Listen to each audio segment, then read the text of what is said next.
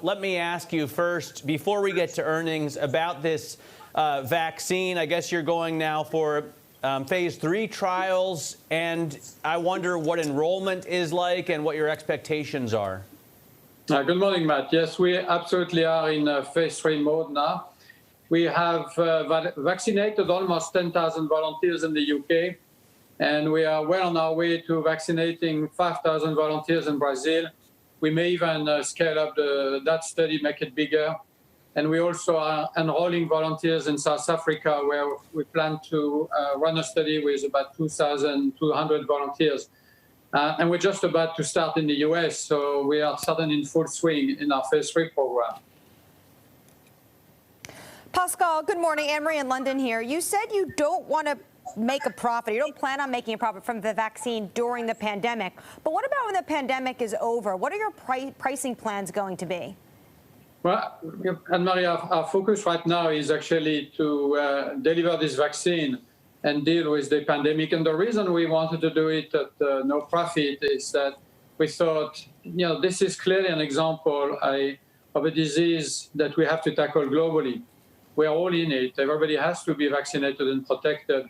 And therefore, we wanted to bring the vaccine to as many people as possible around the world at a low cost. The vaccine is, on a unit basis, very inexpensive.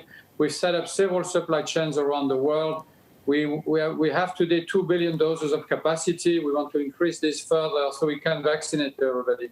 Now, when the pandemic is gone, the need for vaccine will be less, of course, and we will have to look at how we manage this. But right now, we're focused completely on the pandemic.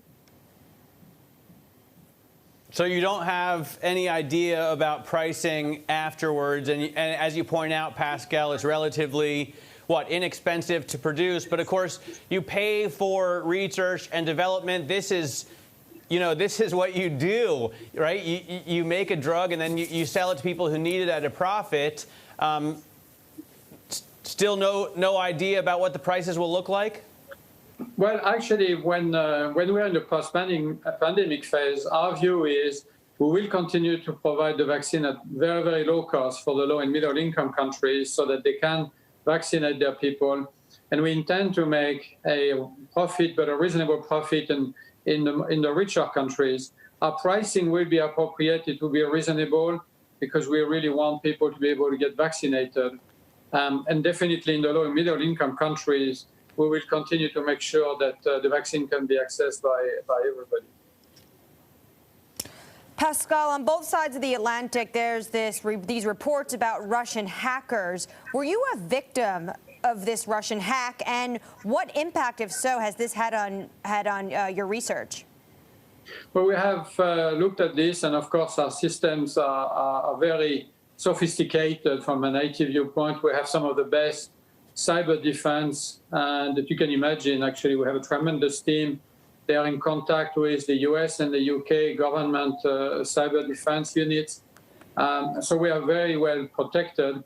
We haven't seen any sign that we have been hacked or in the context of this vaccine. In fact, we have a collaboration with R-Pharm in Russia, who have been our partner for many, many years. But is also the partner of other pharmaceutical companies, US companies. They tend to do biologic agents, and they will manufacture the vaccine for us in Russia and export it to a number of countries. So we have a good commercial arrangement with them for the distribution of this vaccine, and they will be an important part of this supply chain around the world. Even if you weren't hacked, I'm sure that you've gathered as much intelligence as you can on the hackers. What do you think, Pascal, they were after? What do you think these hackers, what was their goal? Well, I can't tell you that because we have no evidence of hacking as far as we are concerned, and as it relates to the vaccine. We continue to be very, very careful, and we watch out for any sign of spying or hacking in our systems. But I cannot comment on what people would have been after because, in our case, there is no evidence of this. And as I said, we have a strong commercial relationship with R-Pharm, our partner in Russia. And our focus really is to bring the world together so that countries can collaborate, and we collaborate ourselves with other companies so we can vaccinate people and deal with this terrible epidemic. Pascal, Pfizer earlier this week said that they're considering 2 phases of vaccines as they prepare the world to basically live with COVID-19 for much longer than a lot of people expect. Do you agree with that assessment? Well, you know, again, this virus has proven to be very unpredictable, so it's very hard to make any prediction.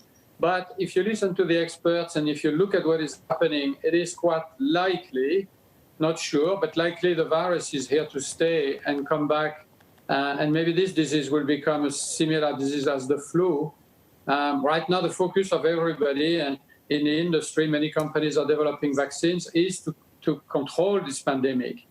And after this, it is quite possible that we will have regular episode of infection, but I believe the disease by then will be well controlled. There will be a vaccine or several vaccines, and we will be able to live with this virus. You do have treatments that you're testing, Calquence and Farxiga. I got to ask, Pascal, how do you come up with those names, Calquence and Farxiga? I'll tell you this one another day, because it's a long story. This coming up with names for pharmaceutical products is a complicated story. Now, we are actually looking at this disease across many angles. We are developing a monoclonal antibody that will be used for treatment, but also protect people for many months, almost like a vaccine, actually. We're using Calquence, which is an agent that we hope can turn off this immune storm that some patients develop when they're infected. And this is actually what kills them more than the virus, because they develop a huge inflammation in their lungs. And it also attacks their kidneys and their heart. And we're trying this other agent, Farxiga, which has shown tremendous results in heart failure and in kidney protection. We announced those kidney protection results 2 or 3 days ago.